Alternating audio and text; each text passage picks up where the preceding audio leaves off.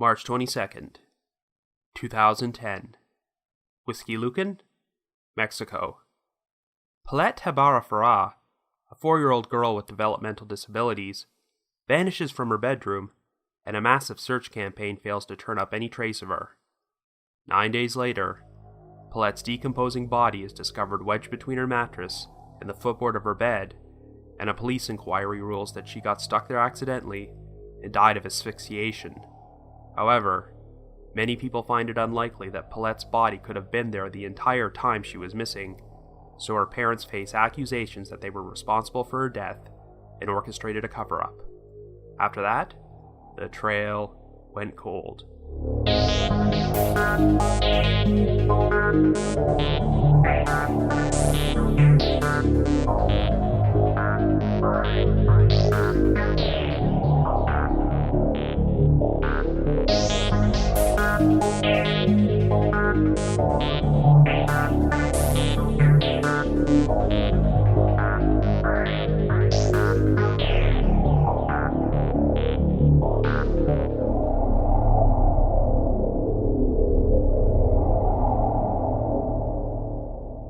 Hello everyone, and welcome to our latest episode of The Trail Went Cold.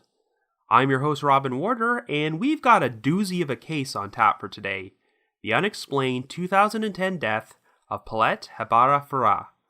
One of my most highly requested cases I get asked to cover on this podcast is the murder of JonBenet Ramsey, which shouldn't come as any surprise given that it's probably the most famous unsolved cold case of the modern era.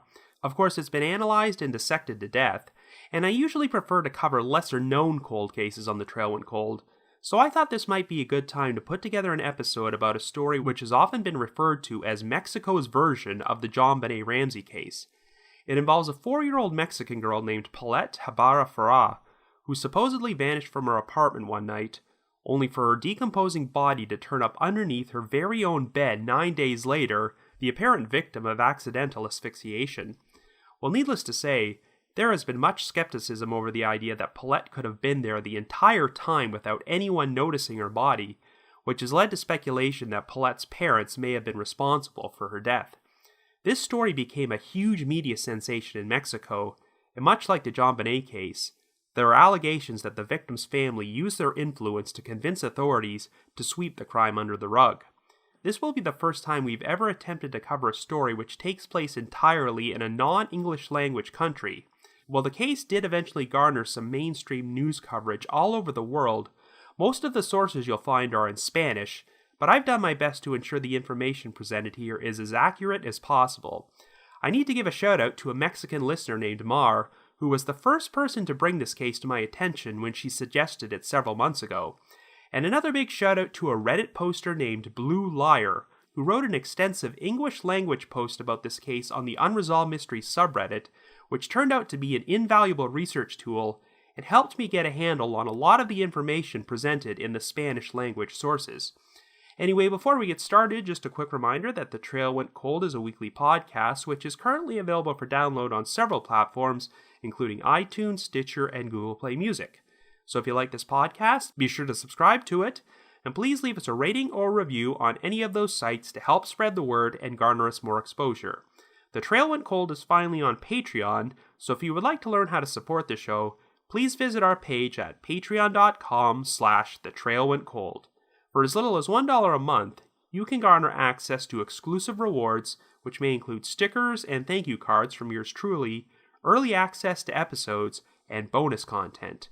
So with all that out of the way, let us now explore the unexplained death of Paulette Gebara Farah.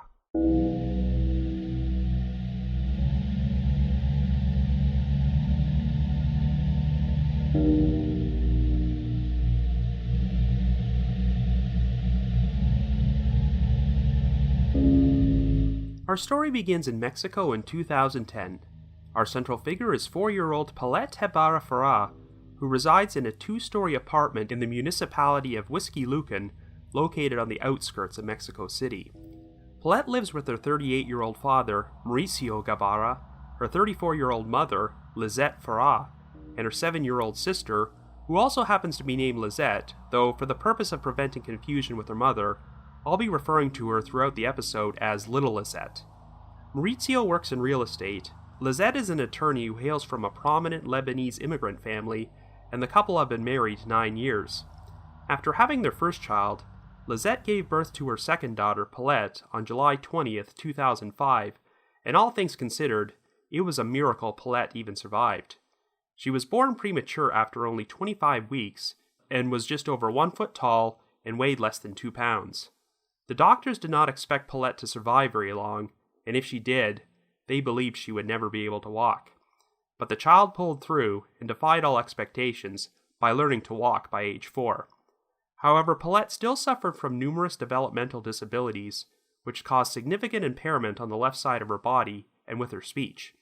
She had trouble speaking, and while she was able to recite individual words, she still had difficulty forming complete sentences.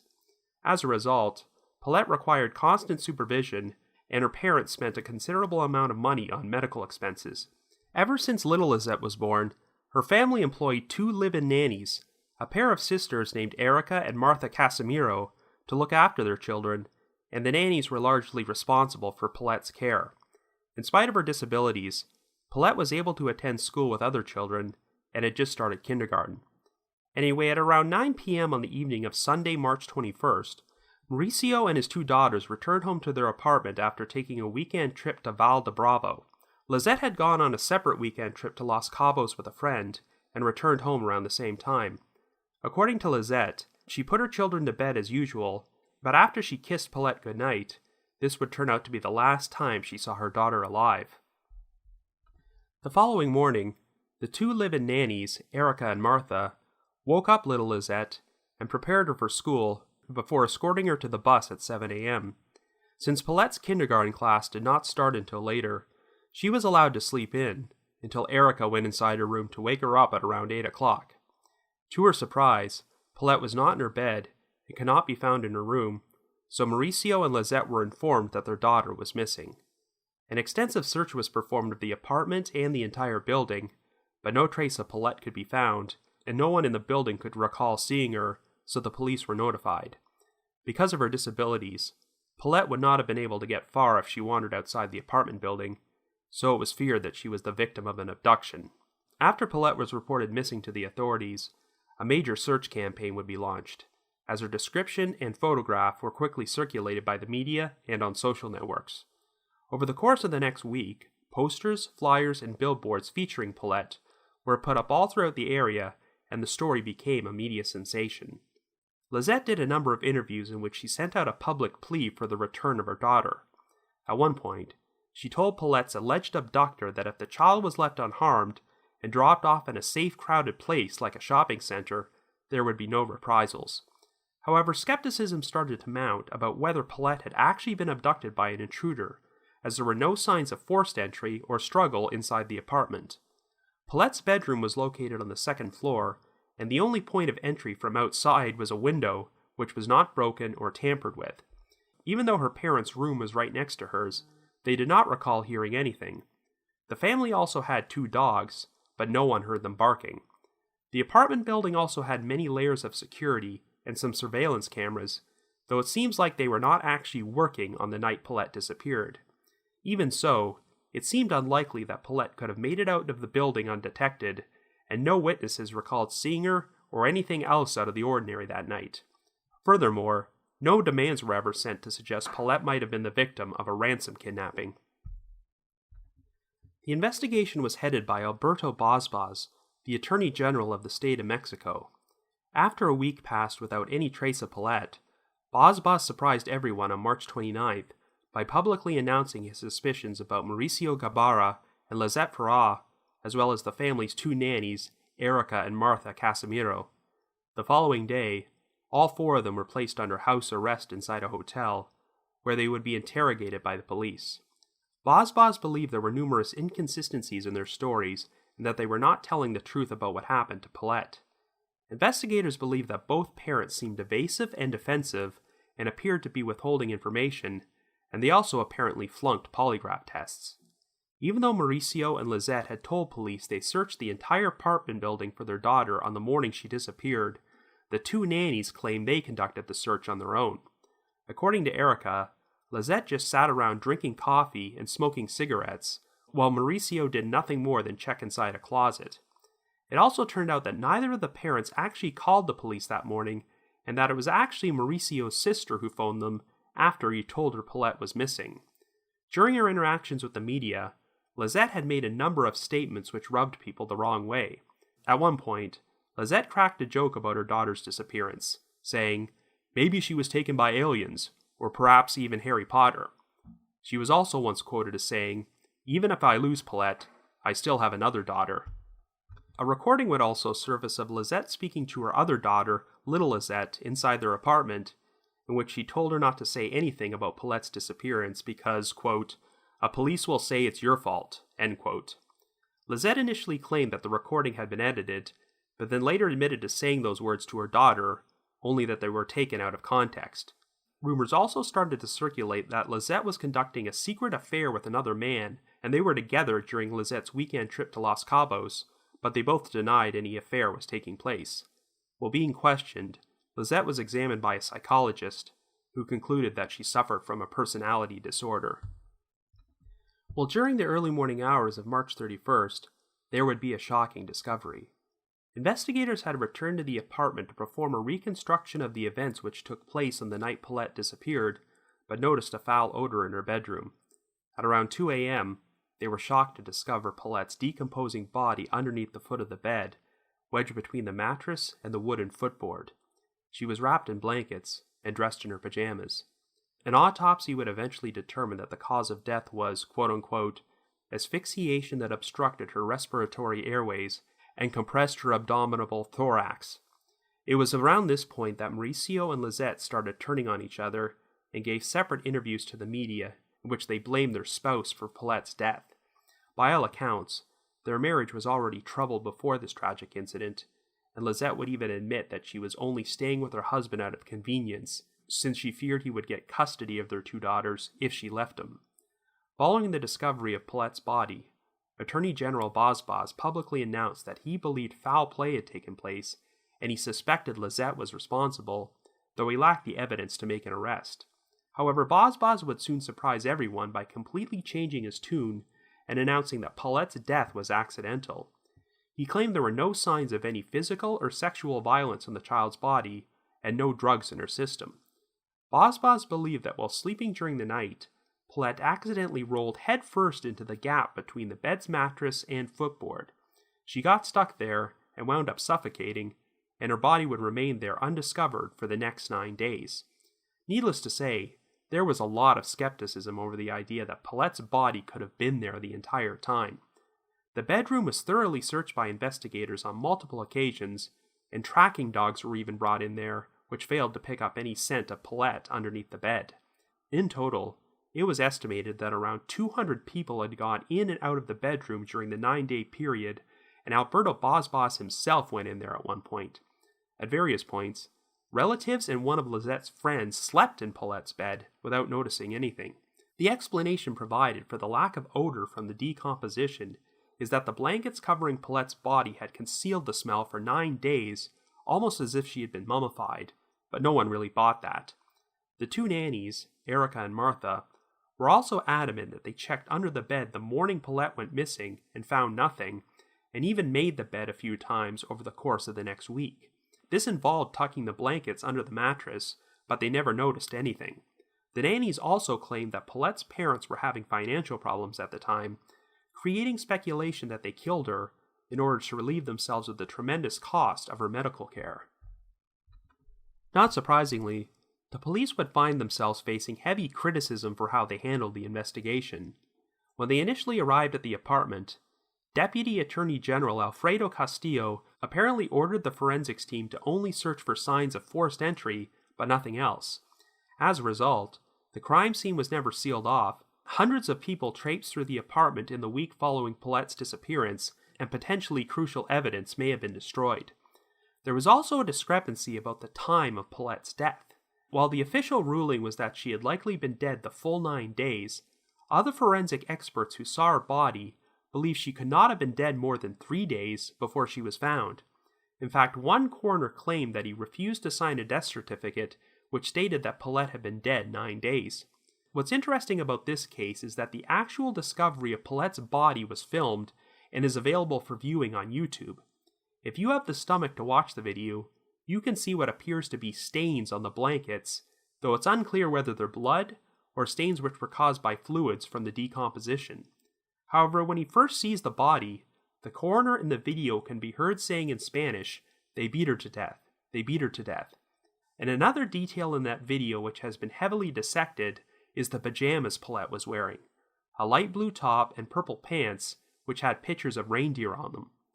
On March 25th, over 5 days before the body's discovery, Lizette brought several news crews into the bedroom to film an interview. Once again, even with all these people in the room, no suspicions were raised about a girl's body being underneath the bed at that time. But here's the really interesting part. During the interview, there was a brief glimpse on camera of a pair of pajamas lying folded up on the bed next to Lizette. They are a light blue top with purple pants, which appear to have reindeer on them, and look like the exact same pair of pajamas Paulette was wearing when she was found. And if that's the case, this completely debunks the idea of her body being under the bed the entire 9 days. Following Paulette's funeral, Mauricio and Lizette went their separate ways, and there was a dispute between the Gebara and Farah families about who should have custody of Paulette's sister, little Lizette. She initially stayed with relatives of Mauricio, but Lizette filed a complaint and was soon granted custody of little Lizette. Alberto Bosbos faced a heavy backlash over his ruling that Paulette's death was accidental, so on May 26th, he resigned as the Attorney General of the state of Mexico. Even though he still defended his ruling, Bosbos believed that his resignation was in the best interest of the country. Allegations surfaced that Mauricio was friends with Bosbos and that he'd convinced the former Attorney General to publicly pin the blame on Lizette before Paulette's death was ruled to be an accident. Mauricio was also rumored to be friends with prominent politicians in the area, and a number of people who worked on the case would claim that they were pressured into ruling the death as an accident from individuals who were close to the governor of the state of Mexico, Enrique Peña Nieto. Of course, a year and a half later, Nieto would be elected president of Mexico.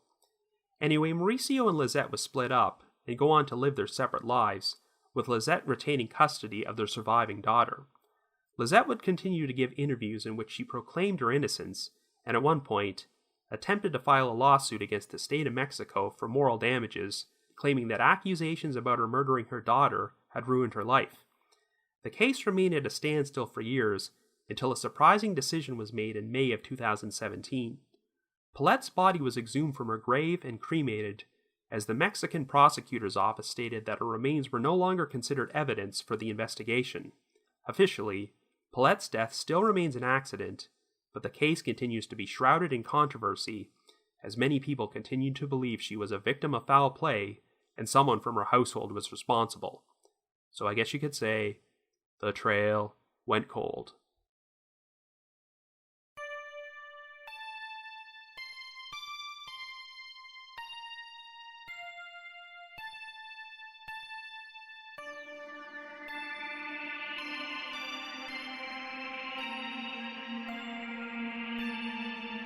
So you can definitely see why this case has been referred to as the Mexican version of the JonBenet Ramsey murder. There are so many parallels here. Young girl from a wealthy, prominent family is seemingly abducted from her home until her body is discovered there at a later time.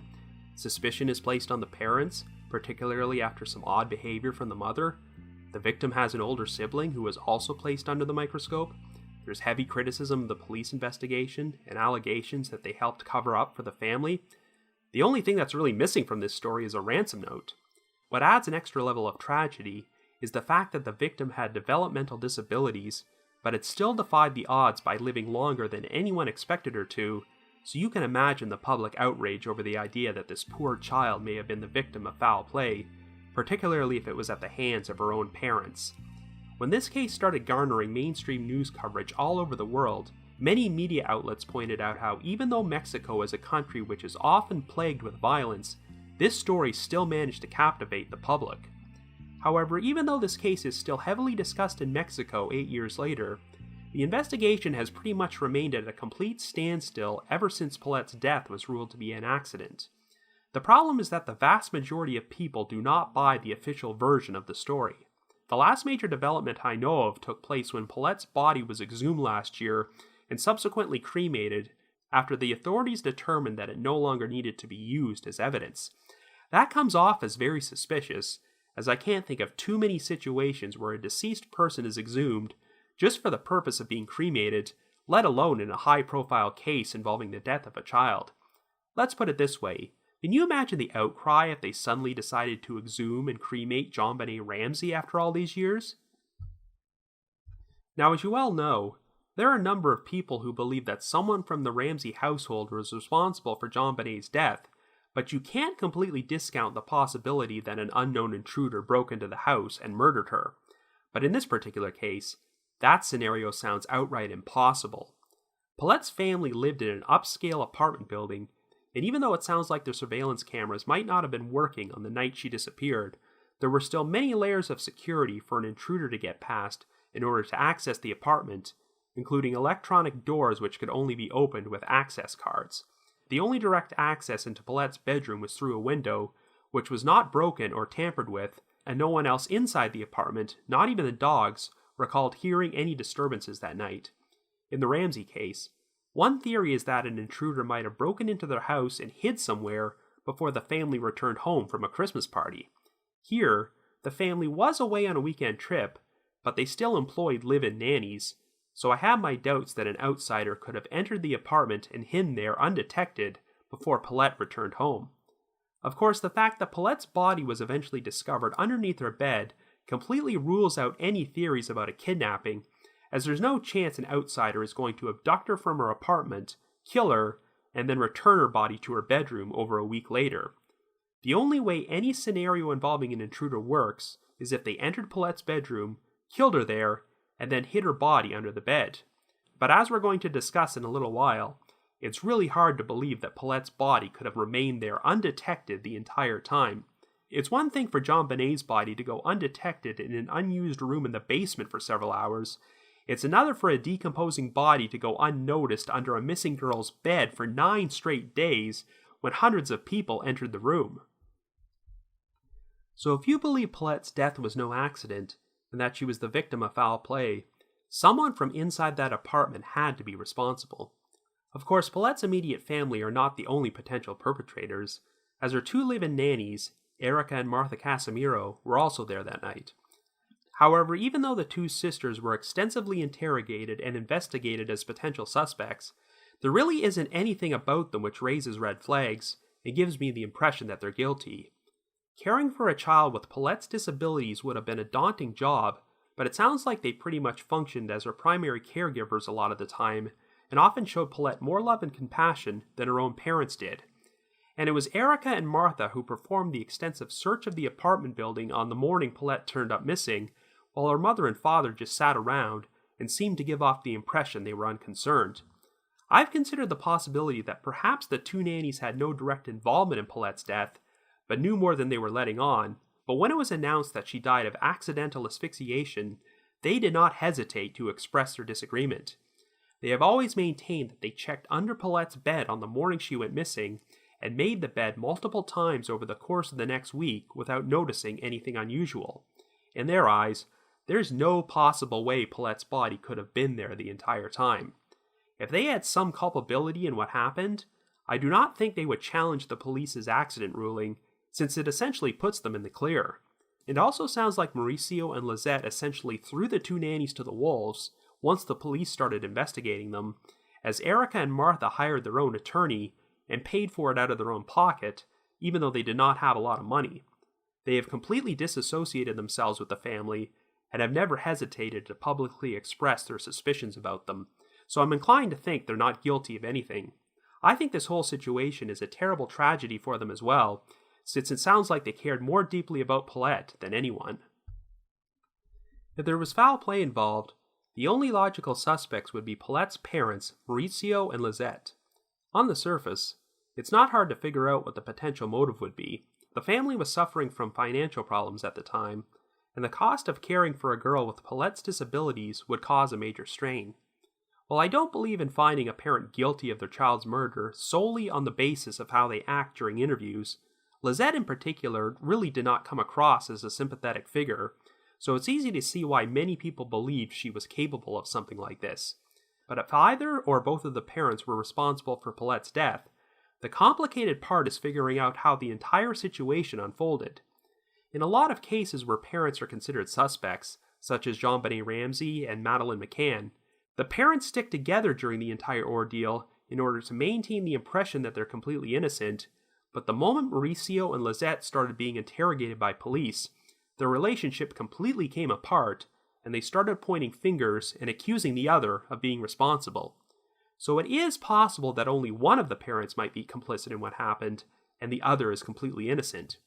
We also have to take a moment to discuss the most uncomfortable parallel to the JonBenet Ramsey case, the theory that the victim's older sibling was responsible. As you well know, JonBenet's older brother, Burke Ramsey, has gone over the microscope these past several years, and many people believe he killed his sister and that their parents covered the whole thing up to protect him. It's been rumored that Paulette's 7-year-old sister, little Lizette, often felt jealous about all the attention Paulette received. And of course, there's the recording where their mother supposedly told her to stay quiet or else she'd get blamed by the police. It's probably inevitable that some people have wondered if perhaps little Lizette killed Paulette and their parents covered the whole thing up, but it must be stated that this theory is all just speculation and there is no evidence to support it. But I don't rule out the possibility that little Lizette could have witnessed something incriminating. Now that she's in her teens and will be entering adulthood soon, I'm sure people are wondering if she might decide to talk someday and reveal the truth about what happened to her sister. However, if Paulette's parents are responsible for her death, I just don't see how they could have gotten away with it without help. The only way Mauricio and Lizette could be completely innocent here is if the police's official version is correct, and Paulette really did accidentally get stuck in the opening at the foot of her bed and asphyxiated. But I just can't believe that her body remained there undiscovered for 9 straight days. Hundreds of people, along with police tracking dogs, went in and out of that bedroom without noticing anything. I don't care how many blankets were wrapped around Paulette, I just don't see how this could cover up the smell of a decomposing body for over a week, or that it wouldn't even be picked up by people who were sleeping in that very same bed during that time period. And even if you don't believe Paulette's body was emitting an odor, I really can't fathom the idea that not one person took the time to check under the bed until March 31st. I know the investigation was a complete train wreck, and police deserved a lot of criticism for how they mishandled the scene, but there's no way they could possibly be that level of incompetent. It seems more likely that Paulette's body was at another location for a while before it was deliberately placed underneath her bed for the investigators to find. But this is where the case gets really confusing. Where could Paulette's body have been during this 9-day period? And was she even dead the whole time? This is an issue which has created a lot of dispute among the people who worked on the case, as some experts believe the condition of Paulette's body indicated that she was only dead for around 3 days before she was found. I guess it's possible that Paulette could have slipped under the bed and gotten stuck and remained there alive for 5 or 6 days before she finally expired, but I find it unlikely that no one would have noticed anything. However, some people have theorized that Paulette was not actually killed on the day she went missing, but was kept hidden somewhere else for several days before she died. And the reason for this? A failed kidnapping scheme. Since Paulette's parents were having financial problems, it's possible they orchestrated a scheme in which they staged their daughter's kidnapping in order to garner sympathy from the public. Once it came out that Paulette suffered from developmental disabilities and caring for her caused great financial strain, her family could potentially receive a lot of donations from supporters. Both parents hailed from wealthy families, so perhaps this was going to develop into a situation where the grandparents were going to be roped into paying a kidnapping ransom only for Mauricio and Lizette to keep the money for themselves. As horrible as the idea of parents faking the kidnapping of their own child is, this type of situation is not unprecedented. In 2008, a 9-year-old British girl named Shannon Matthews was supposedly abducted, which generated a lot of media coverage, an outpouring of support for her mother, and a reward was offered for Shannon's safe return. But less than a month later, it was revealed that Shannon's mother had faked the entire kidnapping episode, and Shannon was kept hidden inside the base of a divan bed at her mother's boyfriend's flat the entire time. The plan was for the boyfriend to eventually discover Shannon, turn her over to the police, and then collect the reward money, which he would subsequently split with Shannon's mother. So what if Paulette's parents were planning a similar scheme? The thing with Paulette is that due to her disabilities, she could only speak individual words and was unable to form complete sentences, so if her disappearance was a hoax, then there's less risk of her saying anything. However, the side effect is that Paulette was a child who required constant care, so if she was kept in confinement, there's a bigger risk of something going horribly wrong. It sickens me to consider this, but one theory which has been circulated is that Paulette never actually left her apartment building because her parents kept her hidden inside an elevator shaft or an air duct while the search for her was taking place. In the week following the disappearance, one of the building's tenants apparently complained that one of the elevators seemed to be acting strange and bumping into something. So technically, it's possible Paulette really did die of accidental asphyxiation, only it did not take place under her bed. There have also been fingers pointed at the man Lizette was allegedly having an affair with. Perhaps Lizette was keeping Paulette hidden at his place, much like when Shannon Matthews' mother stashed her child at her boyfriend's place. But since this man did not have any experience caring for a child with Paulette's disabilities, something went wrong there. However, both Lizette and this man have always denied the allegations that they were romantically involved, and no evidence has ever surfaced to suggest he had anything to do with Paulette's death. I hope this theory isn't true, but it's also possible her death wasn't accidental and premeditated murder took place. After Paulette's disappearance became a media sensation, maybe the person who orchestrated the whole thing decided it would be too much of a risk to let her live. Even though police did announce there were no signs of violence on Paulette's body, and that it was an accidental death caused by asphyxiation, there's good reason to be skeptical and suspect foul play. Like I mentioned earlier, since the actual video of Paulette's body being discovered is available for viewing on YouTube, there's been a lot of debate about the stains which are visible on her blankets. Were the stains caused by the decomposition, or are they blood? I can see why people would suspect blood, since the coroner can be heard saying in Spanish in the video, "They beat her to death, they beat her to death." But remember, this is the very first moment he's seeing Paulette's body, and he hasn't had the chance to examine her yet.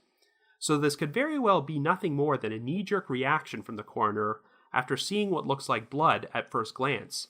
For all we know, he could have completely changed his mind once he took a closer look at the stains and Paulette's body. While some of the experts have openly challenged the length of time Paulette was dead before her body was found, it doesn't sound like any of them have really challenged the cause of death or tried to say she was beaten or that violence was inflicted upon her. So I am inclined to think that Paulette really did die as a result of asphyxiation. I just don't think it was caused by slipping between the mattress and the bed's footboard. Actually, let me rephrase that. I guess it's not entirely impossible that Paulette really did die in that fashion, but when her parents discovered her body the following morning, they decided to hide it somewhere because they figured they'd get blamed or accused of being neglectful. I don't find the scenario very likely, but theoretically, it's possible. But whatever happened, I just cannot believe Paulette was underneath that bed for 9 straight days. And if it wasn't, I think the big question here is, how did it get there? Well, here's where it gets complicated. The last time Paulette's family were inside their apartment was on March 27th, which is when investigators asked them to vacate the premises. And the day before Paulette's body was found, Mauricio, Lizette, and the 2 nannies were being held in detention at a hotel while they were interrogated by police.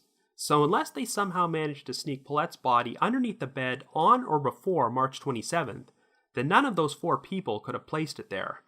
And even so, the case had become such a media circus by that point, and the family was under such tight scrutiny, that it's hard to imagine them being able to transport a child's body undetected. There's also the fact that some experts believe that Paulette was dead no more than 3 days before she was found, which, if accurate, might place her time of death after her parents last set foot in the apartment. This is why a number of people suspect a police cover-up. It just seems so odd that Attorney General Alberto Basbas would publicly express his belief that the parents and the nannies were withholding information and had direct involvement in Paulette's disappearance, point fingers directly at Lizette after the child was found dead, but then suddenly change his mind and announce that Paulette's death was accidental and that no one was culpable. Of course, this ruling caused such a backlash against Basbas that he was forced to resign, but it doesn't sound like it ruined his career.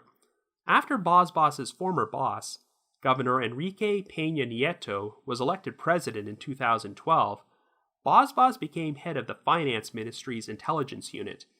And in fact, Bosbos made headlines again earlier this year when he was appointed to be the head of the Center for Investigation and National Security. It sounds like the public was pretty aghast at this decision, given that Bosbos's gross mishandling of the Paulette Gebara investigation was still fresh in their minds, and the thought of him running Mexico's top intelligence agency wasn't very reassuring. And speaking of Enrique Peña Nieto, people who worked on the case have claimed they were pressured into ruling Paulette's death as an accident from associates of the governor. Now, I'm not saying Nieto had any direct involvement in the investigation or helped orchestrate a cover-up, but it is pretty crazy that the man who would soon become president of Mexico has a connection to this story. I know there were rumors that Mauricio was friends with Alberto Bosbos and some prominent politicians, though I don't know how true they are. It's no secret that Mexico has always had a serious problem with corruption in law enforcement, but was Mauricio the type of guy who had enough pull to convince police to cover up the death of his daughter? Well, I don't want to stray into conspiracy theory territory, but man, a police cover-up is really the only scenario which makes sense here. Let's just say that Mauricio, or Mauricio and Lizette, were responsible for Paulette's death. While being interrogated by police, one or both of them decides to come clean and somehow convinces the police to clean up their mess. At this point, Paulette's body is being hidden at another location, so they make an arrangement for someone to retrieve it and place it underneath her bed to be discovered by investigators. It's worth noting that the apartment building experienced a blackout shortly before the body was found, so this might provide an explanation for how they could have been able to smuggle it back inside without anyone noticing. Afterward, police then push forward the cover story that Paulette was under there the entire time and died from accidental asphyxiation, which essentially clears the parents of any accusations of foul play. Of course, there's going to be a major backlash to this whole thing, and Alberto Bosbos essentially has to fall on his sword and resign over it, but hey, he did eventually get to resurrect his career with some high-profile jobs in President Peña Nieto's administration. I mean, how else could Paulette's body have wound up under the bed if law enforcement wasn't involved, as Mauricio and Lizette were being detained by them in the hours prior to the body's discovery?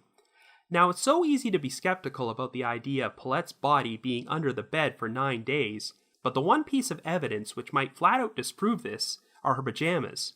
As you recall, a pair of pajamas can be seen on Paulette's bed while Lizette is conducting an interview on March 25th, and they do seem to match the pajamas Paulette was wearing when she was found.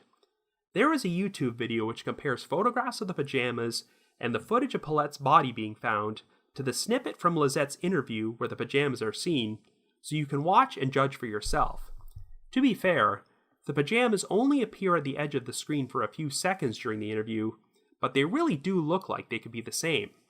I guess an alternate explanation is that Paulette could have owned more than one pair of the same pajamas, or her sister owned a similar pair, which Lizette decided to display on the bed in order to show what Paulette was wearing when she went missing.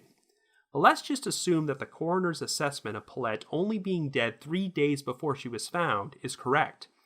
This would imply that she was hiding at another location for a couple days, so if her parents took her out of the apartment, they may have dressed her up in regular clothing. However, in order for a cover story about her accidentally rolling under the bed while sleeping to work, she would have to be found wearing pajamas, so someone dressed Paulette's body in a pair of her pajamas before placing her underneath the bed, unaware that the pajamas may have accidentally appeared on camera during a televised interview days earlier.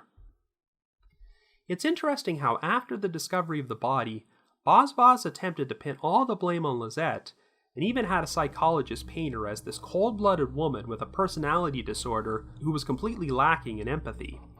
If the rumors are true that Bosbos was friends with Mauricio, then the initial plan may have been for Lizette to take the fall before they settled on an accidental death cover story in order to absolve both parents of any blame. After all, even though the Mexican public probably didn't like Mauricio too much at this point, they really despised Lizette, who came across as such an unlikable person in interviews, though of course that does not necessarily mean she's a murderer.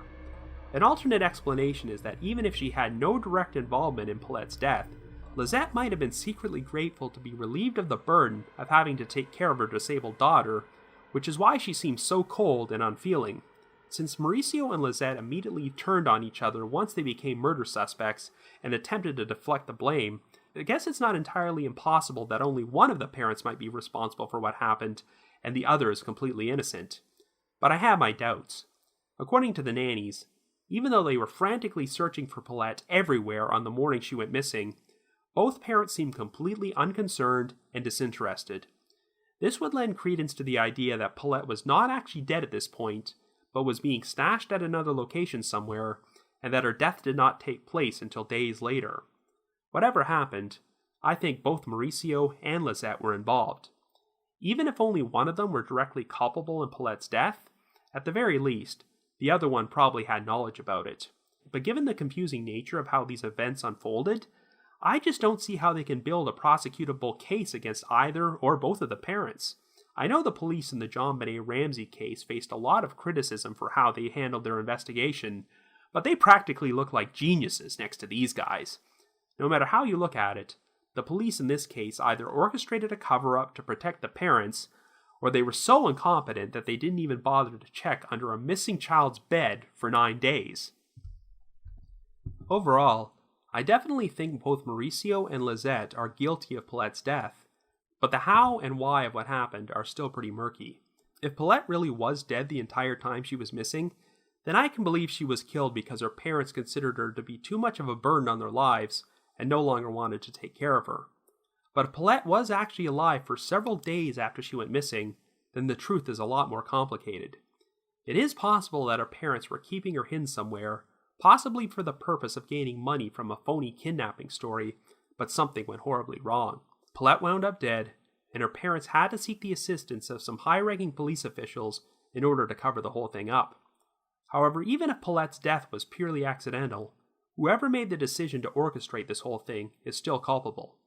When Paulette's body was cremated last year, it almost felt like that was the final nail in the coffin which destroyed any chance of this case being solved. Unless there's a confession from someone who has knowledge about what happened, I'm not sure anyone will ever face justice for this. But like I said earlier, now that Paulette's sister, little Lizette, is entering adulthood, I'm sure there's going to be a lot of curiosity about whether she's going to talk and reveal anything incriminating. Otherwise, I'm not sure we'll ever learn the real truth. This is a very tragic story of a 4-year-old who defied all odds and faced many struggles every single day of her short life, but she still managed to persevere until she had her life stolen away from her, and it's extra shameful if the people responsible for that were her own parents. Anyway, given what we know about the police in this case, I'm not sure this advice will do much good, but I'll provide the obligatory reminder anyway. If you have any information about the death of Paulette Gebara Farah, please contact the appropriate authorities. But if you just have your own thoughts about what happened, feel free to leave me a comment or send me an email at robin.warder@icloud.com. That's robin.warder@icloud.com. Another reminder that The Trail Went Cold is on Patreon, so if you have a moment, please visit patreon.com/thetrailwentcold to learn how you can support our podcast and become eligible for some pretty neat rewards. We've released our second exclusive bonus episode this month for our donors in tiers 2 and 3, and it covers the Jeffrey McDonald case, so to learn more information, feel free to visit our Patreon page. I'd also like to take a moment to give a special shout out to our most recent listeners who have signed up with us on Patreon, and they are Angelica B., Michael J., Mark P., Cassie C., and Michelle H. Thank you so much for your support. And before we bring this episode to a close, I would like to play a promo for an upcoming true crime podcast which is set to launch very soon and happens to be hosted by Mike Morford from the Criminology Podcast. Here is The Murder in My Family. Murder. The unlawful, premeditated killing of one human being by another. A short, simple definition of a word that we're all familiar with. For most of us, murder is just that. A word or a definition that has no impact on our lives. But to some people, murder is much more than that. It's real. It's personal because they've lost a loved one to murder. And I want to share their stories with you. My name is Mike Morford, and some of you may know me as co-host of the true crime podcast Criminology. I'd like to invite you to check out my new podcast, The Murder in My Family. In each episode, I'll recount a single murder case and talk one-on-one with the family members of these victims to see how these tragic crimes changed their lives and where their search for justice has taken them since. Starting in July of 2018, you can find and subscribe to The Murder in My Family on iTunes, Google Play, Stitcher, or wherever you listen to podcasts. I hope you'll join me for The Murder in My Family.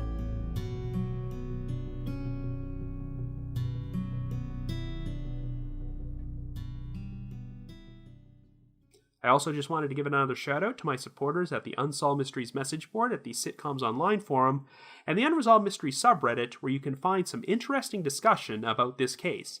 I need to provide my thanks to Miguel Foote, who edits and assembles this podcast together for me, and Vince Nitro, who composes our eerie music score. The three of us are actually going to be representing The Trail Went Cold at the Modern Love Podcasting Convention at the Intercontinental Hotel in New Orleans from August 10th to the 12th. We will be participating in a panel discussion and also performing our own live show. If you would like to purchase tickets to the event, you can visit podern.love and use our promo code RobertStack to receive a 10% discount. That's podern.love, and the promo code is RobertStack with a space in the middle to receive 10% off. And if that wasn't enough, I will also be appearing at the Canadian Crime Podcast event, a live show being held at the Hideout Bar in Toronto on July 22nd. It will include myself and a number of other Canadian true crime podcasters, including Christy from Canadian True Crime, Jordan from the Nighttime Podcast, and Jack from Dark Topic. And a couple of our American true crime podcasting friends are actually going to be making the trip and will be in attendance, including Nina Instead from Already Gone and Charlie from Insight. So if you would like to meet us all, tickets are only $10, and you can find a link to our Eventbrite page to purchase them in our episode description. If you haven't already, you can like us on Facebook, follow us on Twitter, or leave us a rating or review on iTunes, Stitcher, or Google Play Music. And we also have a Facebook discussion group, so if you would like to discuss these cases or true crime in general with myself and your fellow listeners, feel free to join and I'll approve your entry into the group. So have yourself a good week and join me next Wednesday for a brand new episode of The Trail Went Cold.